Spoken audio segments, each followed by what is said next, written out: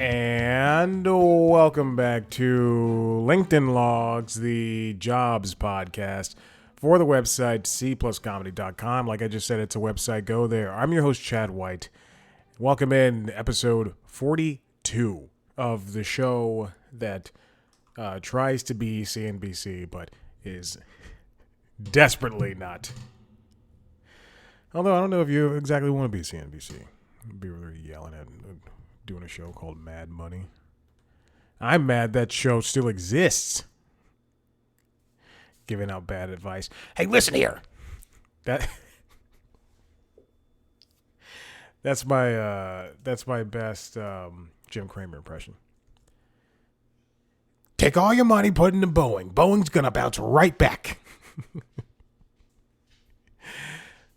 That's a pretty good premise. I'll write it down. Tick, tick, tick, tick, tick, tick, tick, tick, tick. That's how I type. So if you hire me, and my job involves typing, that's what you can hear all day. Tick, tick, tick, tick, tick, tick, tick, tick, tick, tick, tick, tick, tick. And my right hand goes higher than my left hand, mostly because my left hand is caught under the mic arm. But tick, tick, tick, tick, tick, tick, tick, tick, tick. Okay. What's been going on? Not much. I am one of the most frustrated people you've ever met in terms of applying for jobs. Oh my gosh, it's all bad. It's all bad. Don't believe anybody out there that everything is good and you have to look on the pot. No, it's all bad. Nothing good is coming from this world of LinkedIn and Indeed and Upwork. Fiverr. What else do I use? I barely use, but Glassdoor. Nothing good is coming from it. There's just a major slowdown. I don't know how to explain it. I don't know how what's going on, but there's truly nothing. And none of the skills that I have are transferring or transferable to any of these positions that are popping up on the front page of my job boards. You write this whole new cover letter. I have two cover letters technically, because I just found one this morning that I'd applied to some Fox News jobs. Yeah, I've been going to the wrong common denominator. I've been going to the wrong place to apply for jobs. Like even these, like a line cook job I can even get. It's so frustrating. And then you see like a bunch of AI jobs. And actually I applied to, it was on not LinkedIn. It was on Indeed. I'm going to go here. I'm going to go here. Grammarly. I applied to Grammarly. And I took this hour-long test. And, which they give to everybody. So it's nothing. But they wanted you to answer 60 questions in 60 minutes in regards to, it was an assessment, which is way too long, especially for a job that would pay $15 an hour. So I understand they're trying to, weed out people, but I got a decent score on also the question. So it's an AI training job, freelance writer, where you had to choose the one right answer that they were looking for in terms of a grammatically correct way a sentence should look. And one of the problems is of this test that they took, that they made on their website that you had to take, I would say 90% of the questions had multiple answers that in today's American society of English are correct. I have an English degree. I have a writing degree. I have a minor in journalism, communications. I know this. I know what is right. And I kept looking at when I was taking this test on, I don't know, was it Friday or something like that? Or no, it was because it was not here. I was on my iPad at the part-time job. let's say it was Wednesday or Saturday. But when I took this test, I'm going through and looking at the questions and going, well, this is right. Well, there's a semicolon. There's a, oh, okay. Well, this is right. There's a hyphen. Like, what do you want me to do? And I would answer the questions. And if they had multiple answers, then I would choose the best answer that would fit the situation. And if you were able to choose more than one answer, then I would choose the ones that were correct. Then they gave me the response a couple of days later, and I went, no, I'm right. And this is not me being bullheaded or anything. I know I'm right. Anyway, there's a lot of, let's just get into this story I found. This comes from Greg Rosalsky over at NPR. If AI is so good, why are there still so many jobs for translators? I'm going to look at this on a bigger scale than besides the AI translation jobs. There's a litany of jobs when it comes to AI and AI training, which I find to be disheartening. It definitely does not feel good to see we need an AI trainer for this writing job.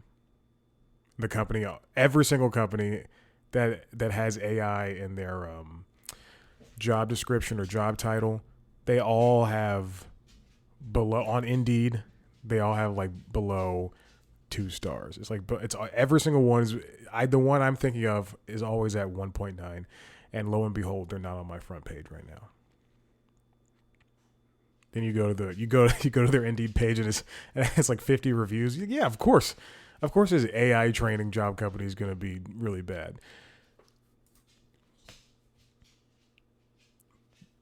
But paring it down, there are still translation jobs because AI is still missing the mark. That's not AI's problem. It's just we're in the middle of this learning language thing, and they have to. It takes time. It just takes time. Now, this article covers how Duolingo started cutting its workers and replacing them with artificial intelligence. Duolingo is probably one of the most popular language learning apps and easiest ones to get into. Translators and interpreters are often near the top of media listicles as the jobs most likely to be killed by AI. When the stories about Duolingo's job cuts circulated, they seemed to confirm the inevitable AI jobs apocalypse had arrived.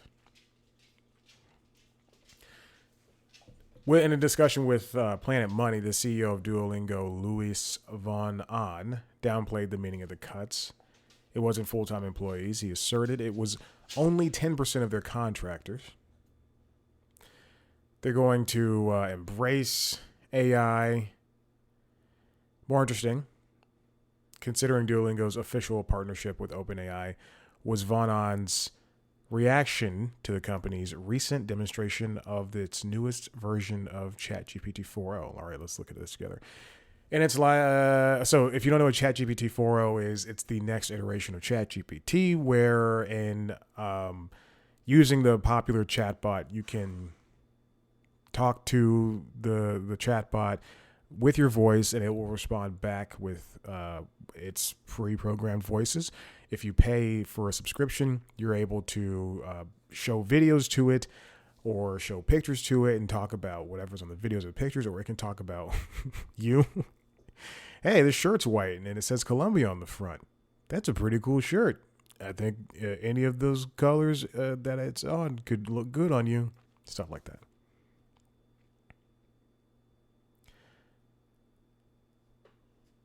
On that video, the CEO of Duolingo says the reality is that computer translation between the world's major languages has already been really good for a while. AI has been around since a long time. As far back as 2006, when Google Translate launched, and they're apparently calling that AI too, or a version of AI. According to the U.S. Bureau of Labor Statistics, the number of jobs for human translators and interpreters grew by 49.4% between 2008 and 2018, thanks largely to globalization. After 2018, BLS, or Bureau of Labor Statistics, changed how they collect and measure occupational data, which makes it less reliable for measuring job growth over the last couple of years. Those numbers grew 11% between 2020 and 2023, according to data from the Census Bureau. We're not seeing any type of slowdown for translators.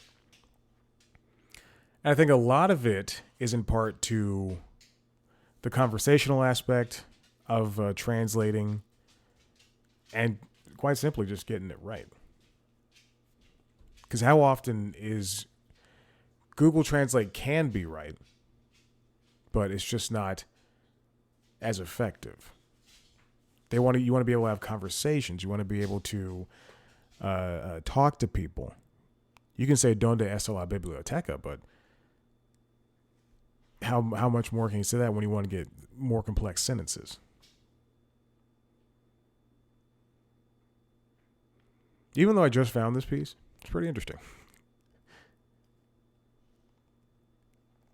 Also, translators or interpreters make roughly, as of 2023, $27.45 per hour, which is about $57,090 per year,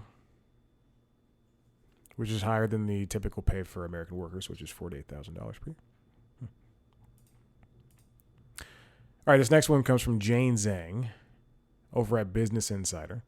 I was laid off 3 times, and now I can't even get a temporary bridge job as a barista. I've lost faith in the job market. I mean, which is, yeah, it's true. Giovanna Ventola was laid off for the 3rd time in 3 years in November 2023. Unable to find a corporate job, she tried to land a bridge job in the meantime, which I really love. That title, bridge job.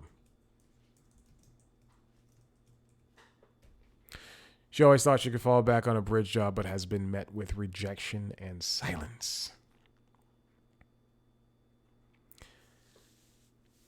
Now, bridge jobs are exactly where I have been. Even if you make the different, people think it's so easy, so simple as to just make a different resume, make something that is applicable to every service job or every service center job. That's not the case. This is something I've had to explain to my own mother, as she fails to see exactly how this job market has worked. Because it's, even in the past, I've been out of college for 11 years. What year did I graduate? 10 years? I think. Let's just say 10 years. I've been out of college for 10 years. And it is, even in that time, it's been increasingly difficult to find a job that can just get you by. Just think of how, not the market even, but how the United States has changed when it comes to the civil unrest, presidents, being able to do truly anything and bounce around. It's the bouncing around of from job to jobs. I don't see that happening much anymore. I mean, when people say they've applied for 180 corporate jobs, first of all, anyway. In March, she started looking for bridge jobs, this Giovanna. She applied to 18 jobs like barista, grocery store, shelf stocker, and store manager. She's got nothing back from, except with the exception of like some auto rejections. Many of these bridge jobs also required cover letters. I explained that I lost my corporate job and I want to change industries. I talked about wanting to learn something new from the bottom and why I was interested in the job. That's a great sentence. Oh my God, I do that all the time. Like, oh, I just want to learn something new. Blah, blah. Still no responses. The reason that this is happening, why these companies might not want to hire her, bridge jobs may not want to hire people they think will leave. And that makes sense. They don't want to put too much time training into a person if it means in 4 months they'll be gone.